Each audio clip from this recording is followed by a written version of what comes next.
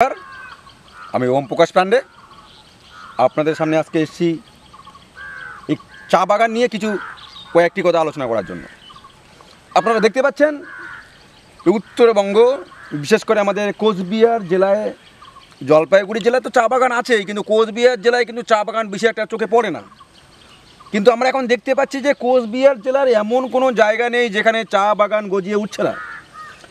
খোদ গ্রাম এলাকাগুলিতেও, আমি এখন এখানে আছি জামালদহ গ্রাম পঞ্চায়েতের ওই আশ্রম সংলগ্ন বারুনির ডাঙ্গা এলাকায়, সেখানেও দেখতে পাচ্ছেন কীভাবে চা বাগান সেখানে গজিয়ে উঠছে। ধান চাষের জমি বিশেষ চোখে পড়ছে না। তো একটা আশঙ্কা প্রকাশ করাচ্ছে যে একদিন এমন আপনাদের সামনে চলে আসবে যে আপনারা হয়তো চা খেয়ে আপনাদের থেকে থাকতে হবে। আপনাদের যদি এই যে অর্থনীতিটা শুধু তো চাকে কেন্দ্র করে হতে পারে না।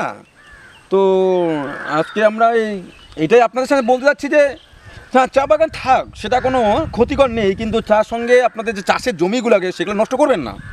সেগুলো নষ্ট করলে তো আপনাদের বিপদ আপনারা নিজে ডেকে আনছেন।